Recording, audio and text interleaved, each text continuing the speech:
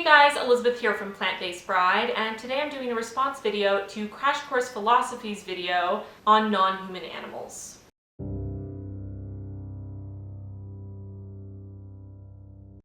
As soon as I saw this video come up in my subscription box, I knew I was going to want to talk about it on my channel. I love Crash Course Philosophy. I think it's so informative and thought-provoking. If you're interested in philosophy, and if you're a vegan, you probably are, go check out Crash Course Philosophy. My husband and I have loved watching Crash Course Philosophy together, and we're super excited when we heard in the 41st episode that episode 42 was going to be focused on non-human animals. So I'm going to talk about some points made throughout the video, and I'm also going to touch on some of the comments because I feel like this video and the comment section of this video are a great microcosm for impressions of veganism and vegan advocacy in the world at large. So let's get started. Remember Cecil the lion? A lot of people were shocked, even outraged, when they heard about his death at the hands of an American hunter in 2015. The response to the lion's death was so strong that the guy who shot Cecil basically went into hiding until he issued an apology. But isn't that a little bit strange? We react with horror when we hear about a majestic lion being shot, or sacks of kittens being tossed in the rivers, or owners training their dogs to fight each other for sport. But what is the difference between killing Cecil and killing a deer, or a duck, or a cow, or a chicken? Best introduction ever. When my husband and I watched that introduction, we both started like cheering and going like, yes! Because exactly, this is what I talk to people about all of the time. If you care about Cecil the lion and Harambe and Tilikum and all of these animals that you have a connection to, you should care about the millions of animals that are dying every hour for your food. How do we reconcile the strong feelings many of us have about certain animals, mainly the cute ones like kittens and puppies, with the way we actually use animals in our own lives? Most of us think nothing of using non-human animals for their meat, milk, or skins, and not only do we use animals in these ways, but using them as we do almost always harms them. A common method for testing cosmetics, for example, involves... So he talks about animal testing, and it's great because he really talks about the realities of animal testing and how horrifying it is. Plus, most of us think that bunnies are cute and cuddly, so why are we okay with people causing them to go blind or die so that we can use a new type of lipstick or face cream? Product of their eyes the way our eyes would. It may not surprise you to hear that this can be extremely painful and often blinds the rabbits, which are then euthanized. On factory farms, chickens are housed in tiny cages with each bird occupying a space. He also talks about the reality of factory farming, especially for chickens, talking about how many of them are caged into tiny areas for their entire lives. It's amazing that he's talking about this to an audience that is, I assume, largely non-vegan. This is information that they probably wouldn't come across in their lives if it weren't for Hank Green. So, thanks, buddy. Contemporary Australian philosopher Peter Singer uses the word speciesism to describe giving preference to our own species over another in the absence of morally relevant differences. I love that he talks about Peter Singer, the popular philosopher who basically started the vegan movement in the way we think of it today, and explains speciesism, because speciesism is not something that most people think about. Discriminating against an individual based on their species is just as wrong as discriminating against someone based on their gender or their race. It reminds us that there was a time when most Americans thought it was totally normal and right for members of one group to literally own members of another group based on a morally irrelevant difference, skin color. And today, the members of the oppressing group look back on the reasoning of their ancestors with horror and shame. Yes, exactly. Slavery was abolished because we realized it was wrong. We changed our societal moral values and our laws. Sexism within the system of democracy in Western countries has been changed. Women can now vote. We changed our moral considerations as a society, our laws, and hopefully people will look back on the time that we used and abused animals for our pleasure as the dark ages of treatment of animals, and we will, as a society, rethink our societal moral values and rules, change those laws, and start to treat animals with respect. If you agree that we should treat like cases alike, and that a difference in treatment requires a morally relevant difference, then you have to identify the differences that justify treating non-human animals in ways that we would never subject humans to. One arbiter you might use to justify the difference is intelligence. So he brings up the point that many people come to, which is that intelligence should determine how we treat another being. The problem with that is that pigs are smarter than dogs. They just are. It's been proven. If pigs are smarter than dogs, then pigs should be the ones protected and kept in our homes and loved and cared for, and dogs should be the ones tortured and killed, if that's what you think should be done to less intelligent animals. What about humans? Some humans are less intelligent than others. Some humans are less intelligent than some non-human animals. Do they deserve to be killed and eaten? And along with all of that, how do we even truly know the intelligence of an animal? There are so many different types of intelligence, and it's a very difficult thing to quantify, especially looking at animals who can't express their intelligence in the way that we do. For example, calls himself a proud speciesist. He argues that every species is struggling to claw its way to the top, and that's how it should be. Every species ought to be concerned about protecting itself, he says, and since humans are currently at the top, well, that means that we're the best, so we can pretty much do whatever we want to other beings. I think this line of reasoning is pretty messed up. To say, we've clawed our way to the top, so F everybody else, is pretty bullshit, if you ask me. If we used that line of reasoning in everyday life, the people in power would just kill, torture, rape everybody else, because who cares? I'm in power, I can do what I want. I don't think most people look at that and think that's moral behavior. Hurting those who have less power than you has never been considered the right thing to do, and if it has been, it's been considered the right thing to do by assholes.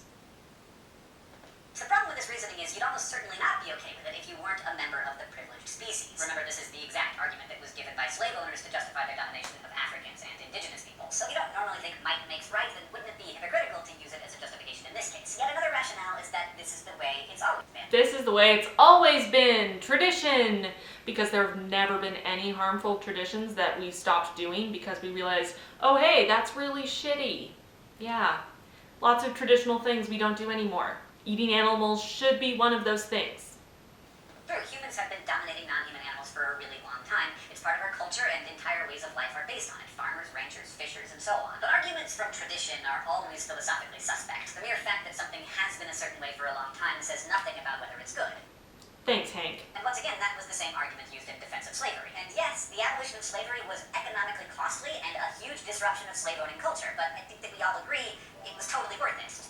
I also love that point because people talk about the fact that changing to a vegan world would mean that farmers lose their jobs, it would be a huge hit to our economy, it would change everything. And yes, it would, but again, just like Hank brought up, that's what happened with slavery. A huge amount of the American economy was based on slave owners and the work of slaves. Abolishing slavery completely changed the economic system. It meant lots of people lost their businesses or jobs. But it meant that a suppressed and oppressed group was given far more freedom than they'd ever had and given more of the rights that they deserve, which is a good thing. Non-human animals deserve the same kind of consideration. They deserve to not be tortured and killed without good reason. And killing them because you prefer bacon over tofu is not a good reason. Still, one of the strongest arguments for our uses of non-human animals is the argument of need. Most people believe that we're justified in doing what it takes in order to survive. In fact, most people even think it's okay to kill another human in the name of self-defense. This argument doesn't justify using animals for non-necessary things like cosmetics testing, but eating is a necessity, so there's nothing wrong with eating animals, right? The problem is we know humans can be perfectly healthy without eating animals. So yes, you need to eat, but you don't need to eat animals. For his part, Yeah. This is pretty awesome, and this is how I felt for the whole video. I was just saying, yes, exactly, yes, thank you. It just was so great to hear coming from someone who is not associated with the vegan movement whatsoever, saying what we've been saying for such a long time, and pointing out how logical all of the reasons against veganism are. He also mentions something that Peter Singer talks about, which is the equal consideration of interests. Basically, that identical interests should be given equal weight, regardless of what type of animal they reside in. If a human wants to live, he shouldn't be killed. If a pig wants to live, she shouldn't be killed, and so on and so forth. So we don't have any obligation to help them do that stuff. There is an interest that we all share. We have it all alike in our capacity to suffer and in our desire to avoid suffering. Utilitarians like Bentham and Singer say that we need to equally consider that interest and that we are unjustified in preferencing human interests over non-human ones. Now, to be clear, as utilitarians, these thinkers would never issue an out-and-out prohibition on the use of non-human animals. What they're against is the unthinking assumption that animals are at our disposal. Since they're in the group of things that feel like humans, they must be factored into the utilitarian calculus. So the issue is really about need. If you're literally starving, the only thing around to eat is an animal. So I love this point, right? It's The issue is about need. If you are starving and the only thing you can eat to survive is an animal, then yeah, eat the animal. That is an issue of need, and obviously you have to put your own survival ahead of anybody else's. But if you don't need to eat an animal to survive, which the vast majority of humans on the planet nowadays don't, we have access to other foods that are in fact healthier and often cheaper and widely available, then why are you eating animals? You don't need to.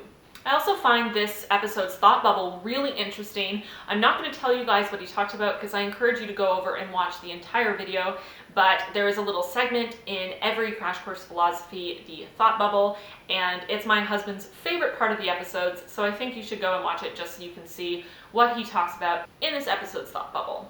Okay, so Singer has given us some pretty strong reasons to reevaluate our treatment of non-human animals, but you still might be thinking, why should I care? What if I don't care that I'm a speciesist? I like eating meat and feel no shame about it because everyone I know eats meat too. Well, the thing is, philosophers want you to be consistent with your beliefs. They want you to think about why you think it would be wrong to eat fluffy, or why you wouldn't eat dog meat if it was served to you, or why you were upset about Cecil the lion and yet you have no problem eating, say, bacon, even though dogs and pigs have the same level of cognition and awareness. Philosophers want you to be able to justify your actions, to give reasons for what you do. And most of us do. We don't just arbitrarily decide what's right and wrong because we feel like it. Or at least we shouldn't. We should do things and build our values based on reality, on facts, and on consistency. If you think it's wrong to kill someone that doesn't want to die, that should apply to all someones, whether they be human or not. And that's what a lot of vegans are talking about when we speak about all of these issues. We're trying to make it very clear that it's about consistency. It's about applying your moral beliefs to every part of your life, not selectively. It's about not being a hypocrite. If you say you love animals, you shouldn't be killing them and eating them. So if you're saying that reasons don't matter, that you can just do what you want even if your actions are internally inconsistent, then not only are you not doing philosophy, well, you're sort of opting out of rational discourse altogether. Because if these reasons don't matter, then why should any reasons matter? If I want to be a racist or homophobe or a sexist, and I'm comfortable with it because the people I hang out with have those attitudes too, well, conversation's sort of over. It can be really hard to scrutinize your own actions, not just regarding non-human animals, but in most areas of your life. Yeah, mic drop.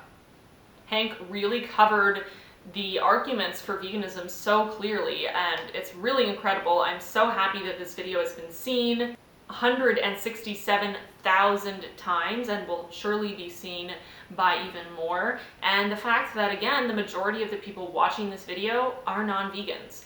Possibly this will change one or two people's minds, at least open their minds to the possibility of changing their dietary habits and lifestyle habits at some point in the future. So I do want to hop into the comments for a couple responses, because when I first watched this video, which was shortly after it was released, there were already some pretty funny comments. So let's get into it. There were many comments from vegans saying how happy they were about the video, which is great. Raina B said, all right, going vegan. Amazing. Brandon Hall had a really interesting point, so saying, if it's immoral to eat anything that can feel pain, does this mean that eating animals without a brain or developed central nervous system like jellyfish, clams, oysters, and sea cucumbers would be acceptable?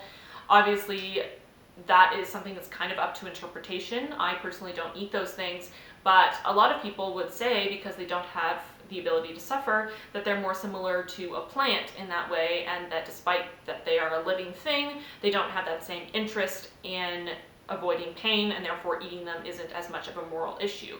And the fact that someone feels that it's okay to eat these animals that don't have a nervous system shouldn't take away from their choices to avoid causing pain to animals who we do know can suffer and feel pain. This guy makes a really interesting point, and what I would say about it, he's saying that we care about animals like cats and dogs because we domesticated them and we made them attractive to us, we made them fit into our lives. But the thing is that we care about a lot of animals that aren't domesticated, and we care about them more than we care about livestock. So a lot of people care more about dolphins than they do about cows. Dolphins aren't domesticated. So this argument doesn't hold up. Of course, the comments about vegans being mean to plants, this guy's saying it's not okay to do it to a human, it's not okay to do it to an animal, but it's okay to do it to a carrot. Speciesist. Yeah, but carrots don't have central nervous systems. So again, they aren't suffering and feeling pain. they don't have an ability to be aware of what's happening to them in that way. They can't suffer. And so it's very different to eat them than to kill an animal that can see what's happening, feel anxious and scared, suffer, feel pain, and then we kill them and eat them. Those are not the same thing, and I'm really done with people making the comment, but plants have feelings too. They don't. They just don't.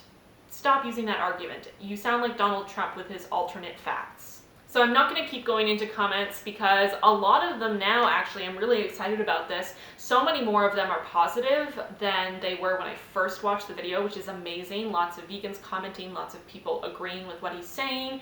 And then, of course, there are even more stupid comments that I'm just going to get more and more riled up. You guys saw a little bit of it, but I'm not going to go crazy in this video. Anyway, I just wanted to share with you guys how awesome this video is. I highly encourage you go and watch it and support Crash Course Philosophy in general. It's a really interesting series of videos. It really helps you to think critically and think about why you believe things to be right and wrong, about ethics, and about philosophy in general. What is philosophy and why do we need it? Why is it an interesting pursuit? All of that stuff. It's great. It's really interesting. It's kind of nerdy, but I'm kind of nerdy. So I hope you guys found this video interesting. I think this is the first response video I've ever done. So let me know in the comments below if you find this kind of thing interesting, if you'd want to see more. I'm not really interested in doing lots of response videos to individual people who are vegan or not vegan, individual situations, but from time to time, responding to a video like this, I think can be really interesting and spark some interesting conversation. So let me know your thoughts on this video, Crash Course Philosophy in general, the things that Hank talked about, and I'll see you guys really soon in my next video. Bye. Don't forget to like this video if you enjoyed it and subscribe for more videos from me every Monday and Saturday. Watch my last video here and support me on Patreon for as little as